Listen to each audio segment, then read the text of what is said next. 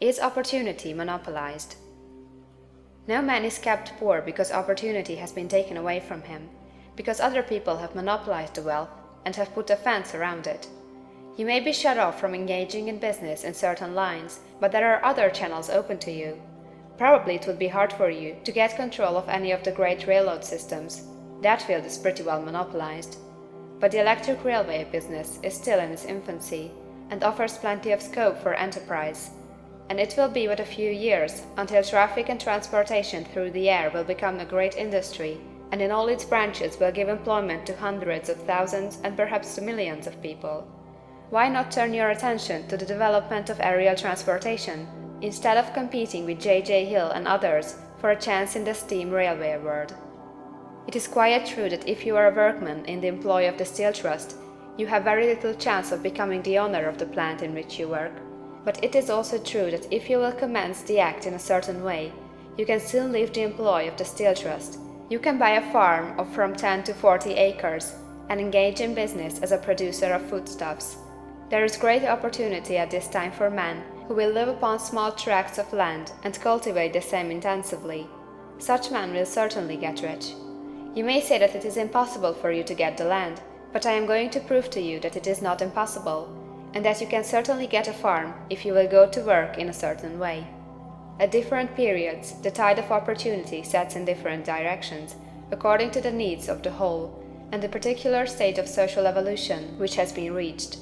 At present, in America, it is setting toward agriculture and the allied industries and professions.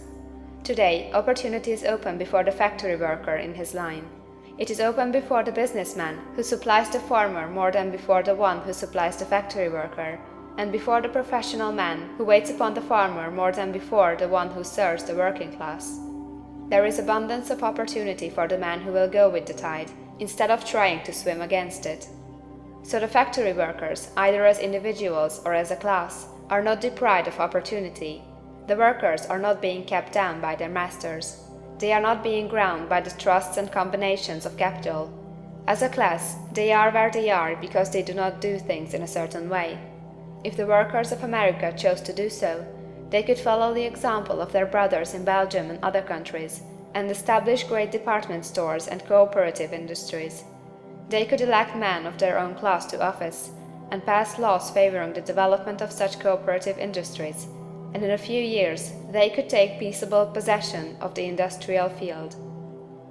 The working class may become the master class whenever they will begin to do things in a certain way. The law of wealth is the same for them as it is for all others.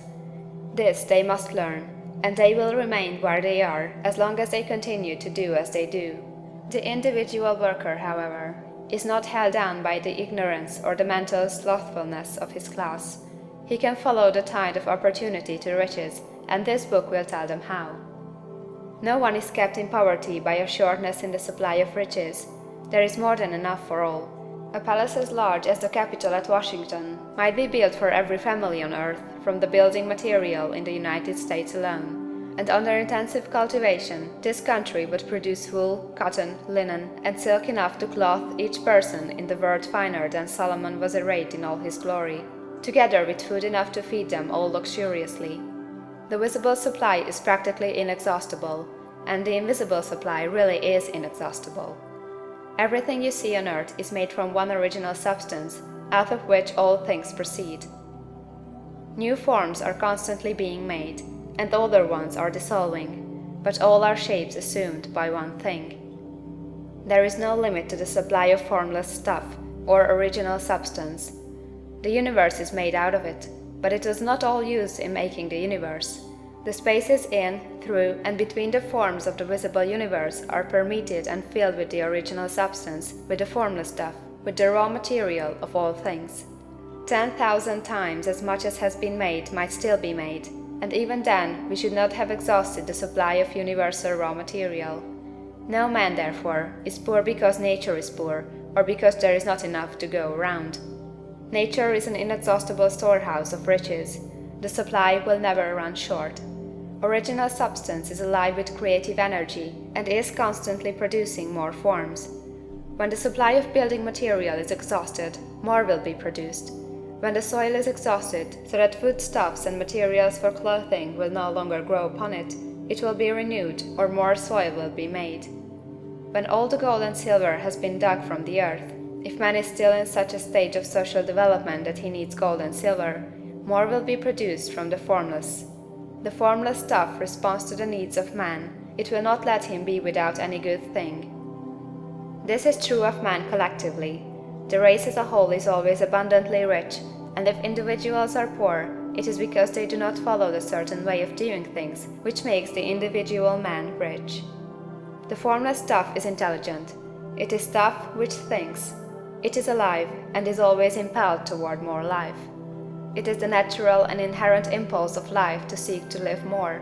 It is the nature of intelligence to enlarge itself, and of consciousness to seek to extend its boundaries and find fuller expression. The universe of forms has been made by formless living substance, throwing itself into form in order to express itself more fully. The universe is a great living presence, always moving inherently toward more life and fuller functioning. Nature is formed for the advancement of life. Its impelling motive is the increase of life. For this cause, everything which can possibly minister to life is bountifully provided. There can be no lack unless God is to contradict himself and nullify his own works. You are not kept poor by lack in the supply of riches. It is a fact that I shall demonstrate a little farther on, that even the resources of the formless supply are at the command of the man or woman who will act and think in a certain way.